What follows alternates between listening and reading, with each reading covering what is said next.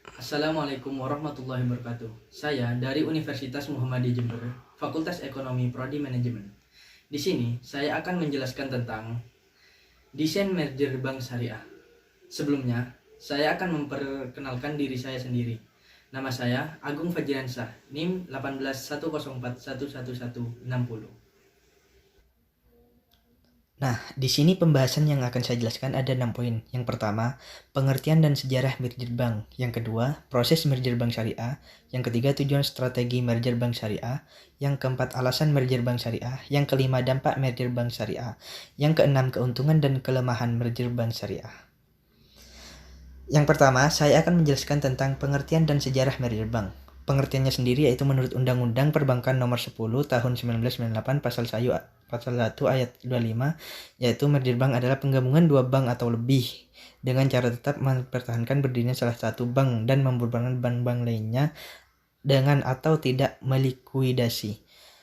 Sementara menurut Peraturan Pemerintah Nomor 27 Tahun 1998 tentang pembangunan, penggabungan, peleburan dan pembilalihan perseroan terbatas, merger atau penggabungan adalah perbuatan hukum yang dilakukan oleh salah satu perseroan atau lebih untuk menggabungkan diri dengan perseroan lain dan ada selanjutnya perseroan yang menggabungkan diri menjadi bubar. Nah, dapat disimpulkan merger bank adalah proses difusi atau penggabungan dua perseroan dengan salah satu di antaranya tetap berdiri dengan nama perseroan sementara lain lenyap dengan segala nama dan kekayaan dimasukkan dalam perseroan yang tetap berdiri. Nah, sejarahnya yaitu sebagai bank terbesar di Indonesia, Bank Mandiri tidak lepas dari perjalanan panjang serta nilai historis. Ia punya sejarah kelam sebab berdiri pada tanggal 2 Oktober 1998. Di tahun itu krisis moneter mengguncang perekonomian Indonesia. Perbankan menjadi sektor paling terpengaruh. Bank pemerintah bahkan ikut terjebak dalam intervensi politik sebab tata kelola pemerintah yang buruk. Nah, di sini Bank Mandiri sendiri setelah adanya merger 4 bank pemerintah yaitu Bank Ekspor Impor Indonesia atau Bank Eksim, Bank Dagang Negara atau BDN, Bank Bumi Daya atau BDD, dan Bank Pembangunan Indonesia Bapindo. Keempat bank ini dinilai memiliki tata kelola performa kurang baik. Upaya merger dilakukan untuk menyelamatkan bank milik negara melalui rekapitulasi, penambahan modal sekaligus untuk memperbaiki kinerja. Kehadiran Bank Mandiri secara langsung menghilangkan peran khusus bank pemerintah kecuali Bank Rakyat Indonesia (BRI) dan Bank Tabungan Negara atau BTN. Nah, yang kedua saya akan menjelaskan tentang proses merger bank syariah. Di sini proses penggabungan atau merger bank syariah BUMN masih akan memakan waktu yang cukup panjang. Menteri BUMN sendiri sudah menetapkan tanggal waktunya di mana merger bank syariah BUMN ini ditargetkan bisa selesai pada Februari tahun 2021 mendatang.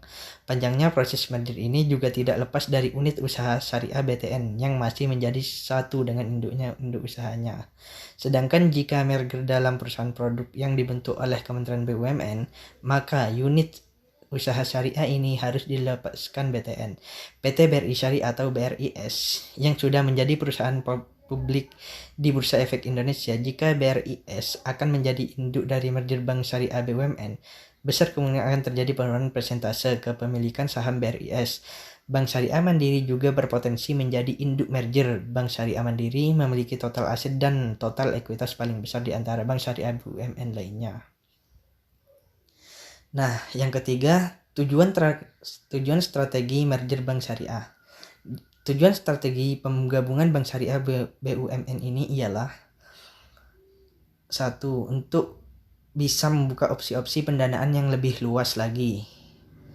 Selanjutnya, untuk memperkuat struktur permodalan bank syariah sehingga kredit syariah yang disalurkan bisa lebih meningkat. Yang ketiga, memberikan ruang leverage untuk menghimpun DBK lebih besar. Yang keempat, bisa meningkatkan sosialisasi dan edukasi perbankan syariah. Yang kelima, berpotensi mendorong terbentuknya satu bank syariah yang mumpuni. Yang keenam, meningkatkan daya saing kompetisi bank syariah terhadap bank konvensional di ranah perbankan nasional karena bank syariah bisa beroperasi lebih efisien. Yang keempat, alasan merger bank syariah. Yang pertama, merger memudahkan akses semua kalangan masyarakat untuk mendapatkan pelayanan jasa keuangan yang sesuai prinsip-prinsip syariah. Yang kedua, bank merger akan memiliki produk yang lengkap mulai dari wholesale, consumer, retail, UMKM dengan berbagai produk dan layanan yang handal. Yang ketiga, merger tidak hanya upaya dan komitmen dalam pengembangan ekonomi syariah, namun juga menjadi pilar baru kekuatan ekonomi nasional, mendorong Indonesia sebagai pusat ekonomi dan keuangan syariah global. Yang keempat, dengan merger ini, bank syariah bisa lebih efisien dalam penggalangan dana, operasional, pembiayaan belanja. Yang kelima, merger membuktikan bank syariah memiliki prospek cerah. Yang keenam, aset bank syariah makin besar dan kuat. Yang ketujuh, bank hasil merger memiliki potensi 10 bank syariah teratas secara global berdasarkan kapitalisasi pasar. Yang kelima, saya akan menjelaskan tentang dampak merger bank syariah. Dampak yang dihasilkan merger bank syariah yaitu bank syariah hasil merger pasti tidak akan meniadakan sesama pemain industri keuangan syariah, tapi justru memperbesar ceruk pasar karena difokuskan mendapat nasabah baru dari kalangan masyarakat, beket, dan nasabah bank konvensional. Penggabungan usaha 3 bank syariah milik negara akan menciptakan entitas baru dengan visi besar jika pembentukan identitas baru selama proses merger berjalan baik. Kehadiran bank bervisi besar ini baik untuk peningkatan literasi dan inklusi keuangan syariah. Literasi keuangan kedepannya bisa dilakukan secara masif dengan sumber daya bank hasil merger. Hal ini menjadi langkah baik untuk lembaga keuangan syariah menjangkau para pemuka agama, ibu-ibu pengusaha kecil di daerah agar memakai produk syariah. Nah, yang terakhir saya akan menjelaskan tentang keuntungan dan kelemahan merger bank syariah. Di sini keuntungannya yaitu pertama, penduduk mayoritas Indonesia mayoritas Muslim. Yang kedua, merger bank syariah dapat memperkuat bank syariah BUMN karena selain modal dan asetnya tambah besar, bank hasil merger juga lebih efisien. Selanjutnya, kelemahan. Kelemahannya yang pertama yaitu jika bank yang dimerger adalah bank lemah, maka merger tersebut akan menghasilkan bank yang lemah pula. Yang kedua, dalam beberapa bank hasil merger, stand to default malah memperburuk. Yang ketiga, nasabah-nasabah meminjam berskala kecil akan terabaikan dalam proses merger. Secara keseluruhan, efisiensi terasa dalam penurunan tingkat suku bunga bank hasil merger. Yang keempat, perilaku manajemen bank yang akan di-merger menimbulkan kenaikan biaya yang tidak perlu. Serta dampak dari merger ini berimbas ke semua level, mulai dari pengurangan jumlah karyawan biasa hingga ke posisi direktur.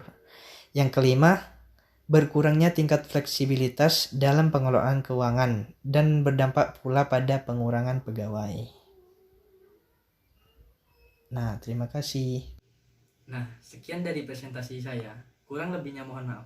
Wassalamualaikum warahmatullahi wabarakatuh.